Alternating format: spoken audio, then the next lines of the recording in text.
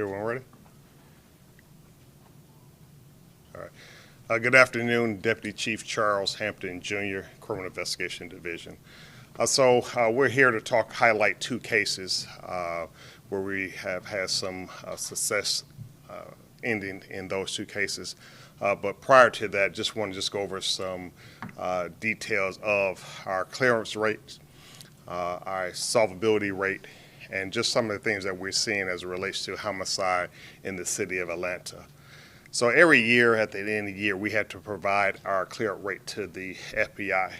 And so last year for 2021, we finished with an overall clearance rate of 72%.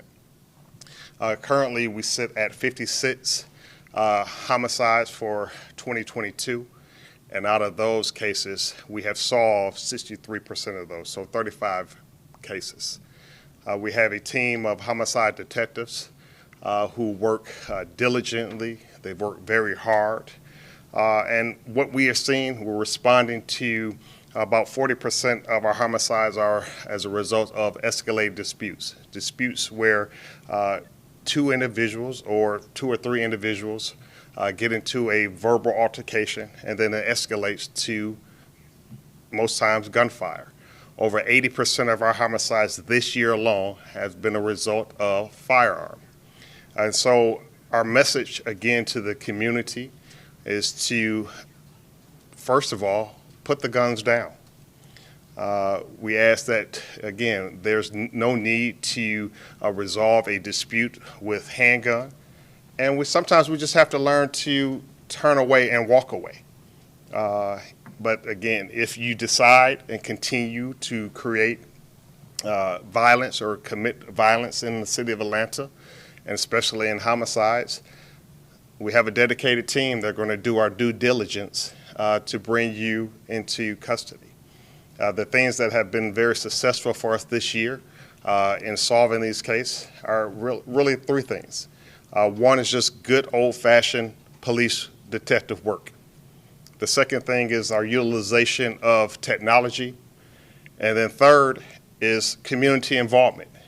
And so with those three things that we use, I'm going to turn it over to Lieutenant Woolfolk, and he'll tell you how those three things continue to help solve two of these homicides he'll talk about. Thank you.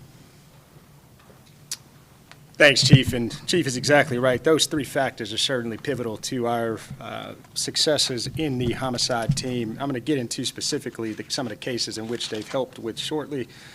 Just going to that good old-fashioned police work. What we know, we have 15 detectives that's working in our rotation here in the City of Atlanta Police Department. We had 161 murders last year. So you do the math, that's 10.5 cases per detective. National Department of Justice data indicates each one of those detectives should have about 4 to 6 cases assigned to them per year. So when we talk about the relentless effort of these detectives, when we talk about the relentless effort of our office in being able to exceed a clearance rate of national average with the number and frequency of cases that's come into this unit, it's truly phenomenal work that the men and women of this unit do. This is missed birthdays. This is on Valentine's Day. We're sitting with my wife. Was out at a lunch with her and getting called in to a case along with several other members of the team having to leave. This is birthdays, you name it. We're here ready to go, responsive to doing this job. So that is the good old-fashioned police work in which Chief talks about. That comes with a time commitment. We also know on average, according to the evidence base, about 147 hours goes into each homicide investigation on median. So certainly there are some cases in which the perpetrator is there once we arrive on scene. We show up and it might be a domestic incident and that might take 8 to 10 hours to get that taken care of. But then we have cases that cost 300 and 400 hours of investigative time. So your median number of hours in which the folks in this unit work, I mean, it's truly, truly relentless work. And one of those cases we're going to highlight here shortly.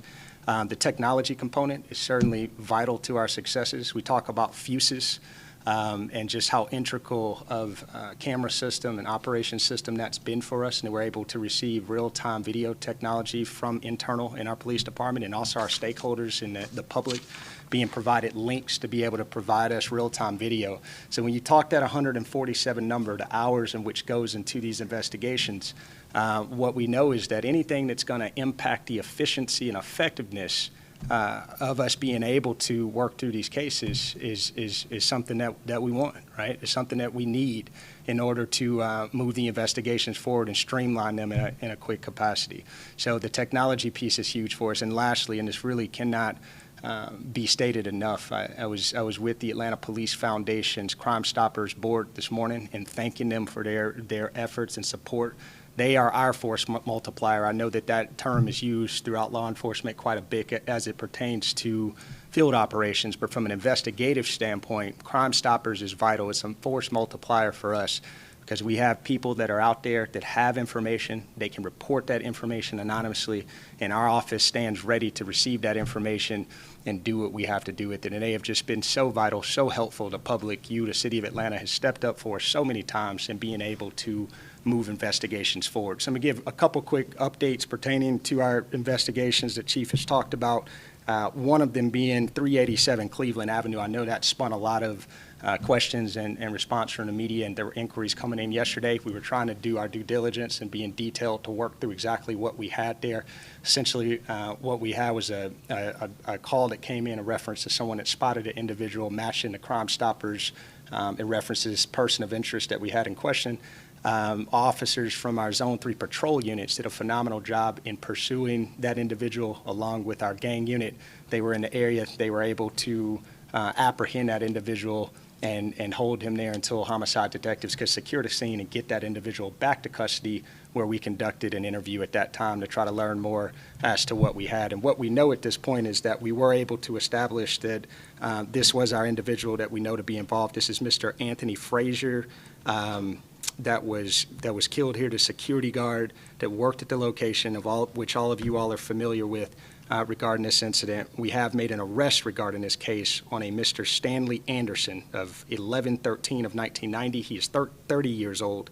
He did have a 12-cycle criminal history, including battery, obstruction, marijuana possession, as well as aggravated assault. So we have attributed this incident to a robbery-related motive. You did have the video that we released, and the Crime Stoppers tips were vital in being able to get a name associated with this individual, and our office was able to shore up some of that information and make sure that we developed a probable cause to charge this individual for felony murder and 2 counts of aggravated assault at this time. So we'll circle back to any questions you all might have in that shortly, but I'll bring you just to the relentless, the efforts and the technology and utilization of the people. We just wrapped up an investigation that spanned across multiple jurisdictions and involving many persons within our office and the homicide team, involving the Gangster Disciples.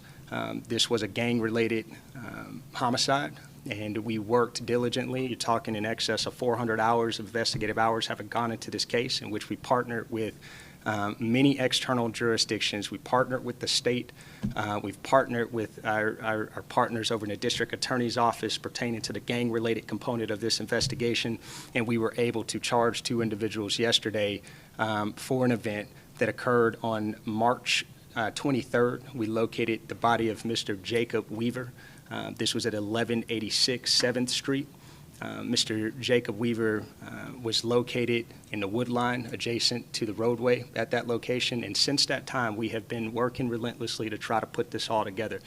So once again, our team was able to not only establish the homicide component, but we worked closely with our internal partners, being our gang unit, as well as our external partners, and we were able to place gang charges on these individuals as well. And I think this stands as a testament, as the deputy chiefs have spoken. This stands as a testament to just our commitment to dealing with violent crime here in the city of Atlanta, looking at the patterns and trends as it pertains to violent crime and partnering with the right folks to bring the right charges. We also, a couple weeks ago, Chief Hampton implemented a gang office that is within our homicide office on our floor. So we actually have an office that is committed to having a gang liaison as staff there with our homicide team, so that we are constantly sharing information and partnering to move investigations forward if we see a gang component or any type of pattern or trend as it relates to that. So we'll continue to work in that type of partnership as we move cases forward. So we'll entertain any questions that you have at this time regarding these 2 investigations. or any other questions you have about the tools, resources, and personnel that we have. In the Cleveland Avenue shooting, the man who is now charged with murdering the security guard is, in his criminal history, is there gang activity? Is he associated to gangs? No, so this was, at this time, no, he is not. However, our gang unit is vital in being able to collect real-time intelligence and move upon individuals when we need them. So they were capitalizing on a certain area of town in which they were conducting a detail, and it just so happened that at that time that this call came up, and they were instrumental in being able to help us to bring him into custody. Can you walk us through how you apprehended Mr. Anderson? We all saw you on O'Connell yesterday. Was that involved, and can you walk us through how you ended up? Yeah, essentially, it was a foot chase in that area, and they were able to apprehend him in the wood line. We then conducted a subsequent search that involved our K-9 team. We were able to establish a urban encampment in which the individual was residing. We conducted a search warrant and conducted a subsequent search of the location, and we removed some items of additional probative value as well as evidentiary value pertaining to that case. And he was subsequently brought back here to headquarters where he was interviewed by our team up in Homicide. So he robbed the security guard? That's correct. He did take items off of, he shot first, and then he subsequently took items off of his person. Correct. And I want to remind everyone, there's two additional individuals that's depicted in this video as well. This case will not be closed until those individuals are brought into custody as well. I think we saw just the bizarre nature of what happened after this incident, and just how ridiculous that was. So, if you think we're closing the book on the murder just because we got the guy that pulled the trigger, you're absolutely wrong. This case will stay open until we have you in custody as well. And can you recount what they did and Not on what scene, charges no. they might face? Can you recount what they did and what charges they might face? Sure. We certainly would be looking with tampering with evidence on a crime scene. We're looking at theft by taking. We're looking at robbery and the commission of how closely that happened to the incident. We will work closely with our partners in the DA's office to make sure that we get every count we can in reference to this incident. That encampment and the evidence found, was that on the other side of Cleveland, adjacent to a church? I think you guys have K-9 units focused over there. That is correct. Where the arrest was made. Can you tell us a little bit just about this area along Cleveland Avenue? In the last couple of months, you've had defendant Eppinger and the officer-involved shooting. There was the shootout on the interstate that led to a second shooting that we told was connected on 3rd Street, right around the corner from this homicide. You've had this homicide this afternoon, 2 individuals shot down there. How concerning is that 2-3 block stretch of Cleveland Avenue that seems to have shooting after shooting? Yeah, so, and I'll yield back to the chief in reference to the specific nature of the geographical areas in relationship to that. I think we have a deputy chief in the room that can address that, but we focus primarily on a criminal investigations component, and we're happy to be able to bring this to some resolve regarding that incident. How was that video in helping you guys find? That video was extremely instrumental. That video was incredibly instrumental. It was a video in which we received multiple tips and just showed the vital nature of our Crime Stoppers program. So we did, we thanked the foundation this morning and the board of the foundation. That program has really been instrumental to our success, and we just received a slew of tips regarding that incident that we were able to move on. So. Let's have Chief answer Joe's question. Okay. All right, John. Good afternoon, Deputy Chief Timothy Peak, Field Operations Division. And in regards to that specific area of Cleveland Avenue, so we're certainly always monitoring the activity that is taking place in that footprint. What I'll share is that there are a number of details that have happened in recent times as well as going forward.